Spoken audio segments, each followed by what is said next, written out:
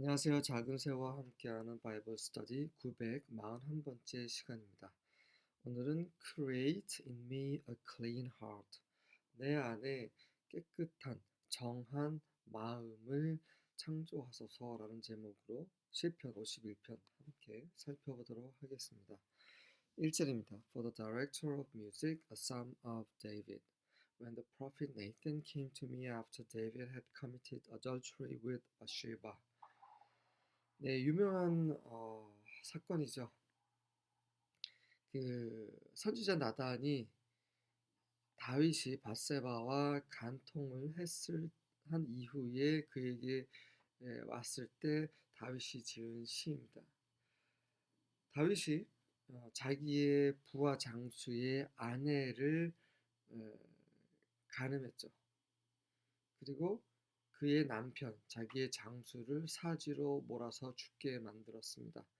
그 이후에 하나님께서 선지자 나단을 다윗에게 보내셔서 다윗에게 어떤 일이 일어날지 예언을 하게 되죠. 그 이후에 다윗이 지은 시입니다. Have mercy on me, O God, according to your unfailing love. According to your great compassion, blot out my transgressions. 오 하나님이여 나를 긍휼히 여기소서.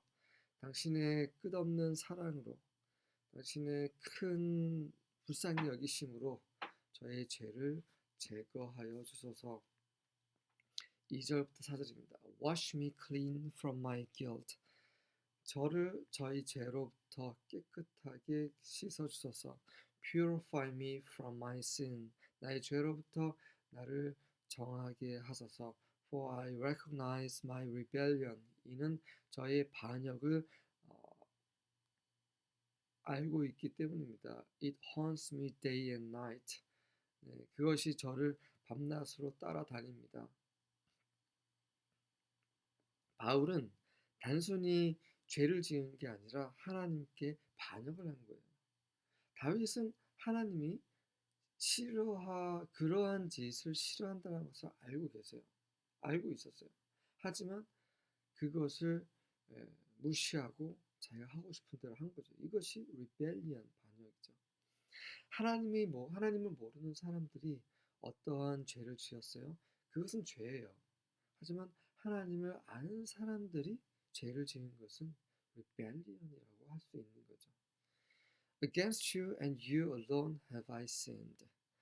당신을 대적해서 당신께 대해서만이 제가 죄를 지은 것입니다. 다른 사람에게 죄를 지은 게 아니라 하나님 당신께 제가 죄를 지었어요라고 사실대로 고백을 하고 있습니다. I have done what is evil in your sight. 당신이 보시기에 악한 것을 제가 행했습니다. You will be proved right in what you say, and your judgment against me is just. 당신께서는 당신이 하신 말씀 가운데 옳다라고 입증될 것이며 당신의 판단은 대적한 당신의 판단은 저를 반대하는 당신의 판단은 옳습니다.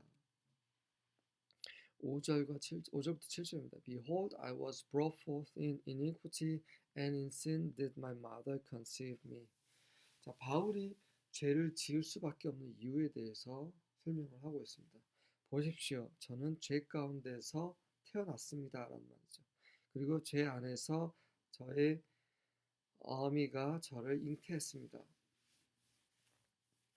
저는 원래 태어나기 전부터 생겨날 때부터 죄덩어리였습니다라고 말하는 거죠. 우리가 똑같은 그런 존재입니다. 우리가 그런 죄인이고 죄의 본성을 갖고 태어난 자들입니다. 그래서 할 수 없는 거예요. 그래서 우리 힘으로는 도저히 하나님께 나아갈 수 없는 것입니다. Behold, you delight in truth in the inward being, and you teach me wisdom in the secret heart. 보십시오. 그러나 제가 죄로 잉태되었으나 당신께서는 그 속에서부터 진리를 기뻐하셨죠. 그리고 당신께서는 그 비밀스러운 마음 속에 저에게 지혜를 가르치셨습니다. 자, 그가 그 inward being, 그 내적인 존재 가운데 진리를 기뻐하다. 그리고 비밀스러운 마음 속에 지혜를 가르치다. 이 말의 뜻은 그가 죄 가운데서 잉태되어 있는 그 가운데에서도 진리를 기뻐하시고 그리고 지혜를 가르치셨다. 비록 다윗이 죄 가운데 태어났지만 모든 사람과 같이 태어났지만 그가 여전히 그런 내적인 존재 가운데 있을 때 하나님께서는 다윗을 기뻐하시고 다윗에게 지혜를 가르치셨 그런 말씀을 하고 있는 거죠. New Living Translation은 이렇게 번역을 했습니다. But you desire honesty from the womb, teach me wisdom even there. 하지만 당신께서는 자궁으로부터 정직을 바라시며 그곳에서 자궁속 어머니 뱃속에 있는 나 그곳에 있을 때부터 나에게 지혜를 가르치시면서 정직을 바라십니다라고 번역을 하고 있습니다. 그래서 이 부분은 그가 죄로 잉태했지만 그가 태어나기도 전부터 하나님께서 함께하시고 관심하시고 그에게 지혜를 가르치셨다라는 의미입니다. Purge me with hyssop and I shall be clean. 그러니 저를 히섭 우슬초로 깨끗하게 하시고 그렇게 되면 저는 깨끗하게 될 것입니다. Wash me. 저를 씻어주소서. And I shall be whiter than snow. 그럼 저는 눈보다 더 희게 될 것입니다. 왜 우슬초라는 말이 나올까요? 우슬초에 대해서 아마 검색을 해보시면 성경에 여러 군데 구절이 나옵니다. 출애굽기 12장 22절에 보면 이스라엘 백성이 문에 문 인방과 문설주에 양의 피, 염소나 양의 피를 바르는 뭘로 바릅니까? 우슬초로 바르죠. 그리고 레위기 14장에 보면 또 우슬초가 나옵니다. 우슬초는 피를 바를 때 쓰는 거예요. 다시 말해서 어떤 대속을 적용할 때 쓰는 것입니다. 그래서 자기에게 대속을 적용해 달라고 하나님께 기도하고 있는 거죠. 지금으로 말하면 하나님의 어린 양의 보혈을 통해서 우리를 정결케 해달라고 기도하는 것과 같은 것입니다. 8절부터 11절입니다. Let me hear joy and gladness. Let the bones you have crushed rejoice. 저로 하여금 기쁨을 듣게 하소서. 당신이 뭉개버리신 그 뼈들이 기쁘게 하소서. 지금 다윗이 너무 힘든 상황이죠. 하나님의 심판을 받았어요. 하나님이 이제 다윗의 집에 어떻게 행하실지를 듣고 나서 온 뼈가 지금 고통 속에 있는 상황에서 용서해 달라고 기도를 하고 있는 거죠. Hide your face from my sins and blot out all my iniquities. 당신의 얼굴을 제 죄로부터 숨기시고 저의 모든 죄들을 제거하여 주시옵소서. Create in me a clean heart, O God, and renew a right spirit within me. 오 하나님이시여 깨끗한 마음은 내 속에 창조하시고 내 속에 정직한 영을 다시 재생시켜 주소서. Cast me not away from your presence. 당신 임재 가운데서 저를 던져버리지 마시고 Take not your Holy Spirit from me. 저로부터 당신의 거룩한 영을 가져가지 마소서. 이것이 우리의 기도죠. 우리는 죄를 지을 수밖에 없는 존재예요. 그거는 부인할 수 없습니다. 나는 죄를 짓지 않아. 나는 죄가 없어. 라고 말하는 건 거짓말이라는 거죠. 요한 서신서에 그렇게 기록을 했습니다. 우리는 죄를 지을 수밖에 없는 존재예요. 그래서 그때마다 주님께 나아가야 돼요. 죄를 지을 수밖에 없는 존재니 죄를 지은 것이 마땅하냐? 그것은 아니에요. 우리는 죄를 짓지 않도록 노력해야 돼요. 주님께 나아가야 돼요. 계속해서 주님의 인재 가운데서 살아야 되고 주님과 동행함으로써 계속해서 하나님이 기뻐하시는 삶을 살아야 됩니다. 하지만 그렇지 못할 때가 있다라는 거죠. 그럴 때에 하나님께 기도를 하라는 거죠. 우리에게 정직한 마음을 주시고 깨끗한 마음과 옳은 영을 주셔서 그리고 임재 가운데서 저를 던지지 마시고 당신의 영을 성령을 저로부터 가져가지 마소서라고 기도를 해야 되는 거죠. 이게 저와 여러분의 기도가 매일매일의 기도가 되어야 합니다. 12절부터 14절입니다. Restore to me the joy of your salvation. 당신의 구원의 기쁨을 저에게 회복시켜 주소서. And sustain me with the willing spirit. 그리고 자원하는 마음으로 영으로 저를 sustain 지탱해 주소서. 자, New Living Translation 이렇게 번역했습니다. Restore to me the joy of your salvation and make me willing to obey you. 당신의 구원의 기쁨을 저에게 회복시켜 주시고 당신을 제가 자원해서 순종하게 만들어 주셔서 억지로 이 나단이란 선지자가 말해서 당신께 나아가는 것이 아니라 늘 제 마음이 기뻐서 당신께 기쁨으로 순종할 수 있게 해주소서라고 하는 거죠. 하나님께서 무엇을 해주셨기 때문에가 아니라 정말 하나님을 사랑해서 그분이 너무 경외로워서 정말 의로우시고 선하셔서 그분께 나아가고 하나님께 순종할 수 있기를 원합니다. Then I will teach transgressors your ways, and sinners will be converted to you.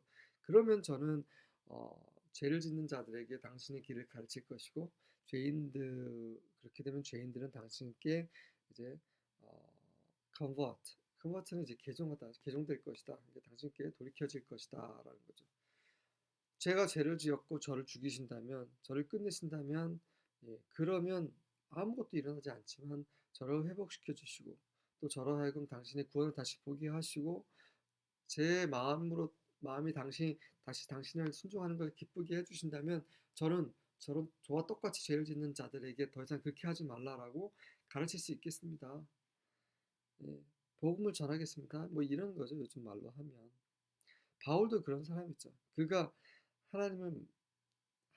예수님께서 나타나셔서 그에게 복음을 전하셨죠. 그분을 계시하셨죠. 그래서 그가 회복이 되고 구원을 받고 많은 사람들을 구원에 이끌 수 있게 되었던 것처럼 똑같은 기도를 다시 하고 있는 거죠. Deliver me from blood guiltiness, O God, the God of my salvation. 오 하나님이여, 피를 흘린 죄로부터 저를 구원하소서. 나의 구원의 하나님이시여. Then my tongue will joyfully sing of your righteousness. 그렇다면 제 혀가 당신의 의로움에 관해서 기쁨으로 노래를 할 것입니다. 15절부터 17절입니다. O Lord, open thou my lips. 오 주여, 당신께서 내 입술을 열어주소서. And my mouth shall shew forth thy praise. 그러면 제 입이 당신의 찬양을 선보일 것입니다. For thou desirest not sacrifice, else would I give it. 이는 당신께서는 희생제사를 바라지 않으십니다. 그렇지 않았다면 제가 그것을 드렸을 것입니다. Thou delightest not in burnt offering. 당신은 번제를 기뻐하지 않으십니다. The sacrifices of God are a broken spirit. 하나님께서 원하시는 그 희생 제사는 바로 깨진 상한 심령입니다. 상한 영입니다. A broken and a contrite heart, O God, thou will not despise. 깨지고 contrite, 애통하는 마음을 오 하나님의 당신께서는 멸시하시지 않으실 것입니다. 외적으로 하나님께 뭔가를 하는 행위는 중요하지 않다는 거죠. 우리 마음이 중요하다는 것을 다윗이 말하고 있습니다. 18절과 19절입니다. In your good pleasure cause Zion to prosper. Build the walls of Jerusalem. 당신의 선하신 기뻐하심으로 시온으로 하여금 번영케 하소서. 예루살렘의 성을 쌓으소서. Then you will delight in righteous sacrifices. whole burnt offerings, then bulls will be offered on your altar. 그러면 당신께서는 의로운 희생제사들, 제 희생제물들을 기뻐하실 것이고 번제물을 기뻐하실 것입니다. 그리고 나서 그러면 소들이 당신의 제단 위에 바쳐질 것입니다. 무슨 말입니까? 다윗의 성, 다윗의 요새인 시온, 그리고 그 하나님의 백성의 어, 어, 하나님의 성인 예루살렘, 하나님의 백성들이 살고 있는 그 성을 돌보아 달라는 거죠. 다윗을 심판하시고 다윗의 집안을 심판하지 말라고 하나님께 요청드리는 거죠. 다시 은혜를 베풀어 달라고 기도를 하고 있는 것입니다. 그렇게 되면 다시 그 은혜로 말미암아 다시 하나님께 희생 제물을 드릴 수 있다는 거죠. 그리고 그런 희생 제물로 하나님이 다시 기뻐하실 수 있다는 것입니다. 다윗이 범죄를 했어요. 범죄를 했지만 그리고 그 범죄를 깨달았어요. 그리고 하나님께 죄를 고백하고 회개하고 있는 것입니다. 다시 돌이켜달라고, 용서해달라고, 그리고 그분의 임재를 걷어가지 말아달라고, 깨끗한 마음을 달라고, 제발 당신의 의로 심판하지 마시고 긍휼을 베푸셔서 다시 살게 해달라고, 그래서 하나님께 다시 제사를 드릴 수 있도록 해달라고. 하지만 그 제사가 중요한 게 아니라 마음이 중요하고, 그래서 제가 다윗이 하나님 앞에서 통회하는 마음으로 하나님께 매달리고 있는 거죠.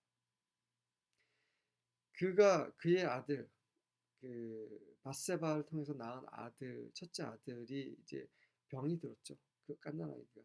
그때 아마 이런 기도를 했었을 것입니다. 아니면 나단이 그 하나님의 말씀 전하자마자 또 이런 기도를 했겠죠. 네, 이런 기도가 우리의 기도가 되길 원합니다. 다윗이 기도한 것처럼 우리의 마음을 열어서 우리의 죄를 회개하고 하나님께 나아가고 그분의 임재를 구하기 원합니다. 그분의 의를 구하기 원합니다.